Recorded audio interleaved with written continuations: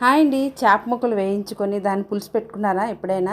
మీరు ఎప్పుడైనా చేయకపోతే ఇలా చేయండి. చేపలను ముందు ఫ్రై చేసేయండి ఆయిల్లోని.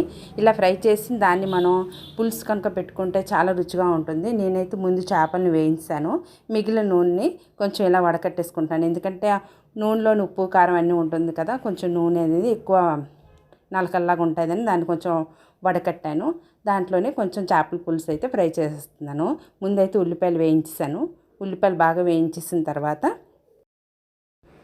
ఉల్లిపాయలన్నీ బాగా వేయించేసుకోవాలి. ఇలా వేయించేసిన తర్వాత అందులోని అల్లం వెల్లుల్లి పేస్ట్ కూడా వేసుకొని బాగా వేయించేసిన తర్వాత అందులోని టమాటో ముక్కలు కూడా వేసుకోవచ్చు.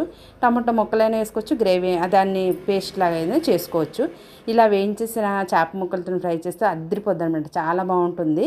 మీ ఇంట్లో కొంచెం కారం అనేది ఎక్కువగా తింటాం, అందుకోసం కారం అయితే 3 స్పూన్లు వేసాను. ఉప్పు, మన చింతపండు పులుపు వేస్తాం కాబట్టి ఉప్పు అనేది ఎంత వేయాలో చూసుకొని వేసుకోవాలి. ఆ తర్వాత చింతపండు రసం వేసి ఈ నీళ్లు బాగా మరిగిన తర్వాత ఇందులోని చేప ముక్కలు వేసుకుంటే పులుసు బాగా మరుగుతుంది కదండి. చేపలు ఎంతసేపు అండి ఉడకడానికి, ఆల్రెడీ అది ఫ్రై అయిపోయింది కాబట్టి ఉడకడం పెద్ద కష్టమేం కాదు, అంత సేమ్ టైం కూడా పట్టదు. అందుకోసం పులుసు అనేది మరగాలి. అందులోని కొంచెం కొత్తిమీర కూడా వేసాను. పులుసు వేసి కొంచెం మరిగించిన తర్వాత దించేస్తే చేపల పులుసు అయితే రెడీ అయిపోతుంది. వీడియో నచ్చితే లైక్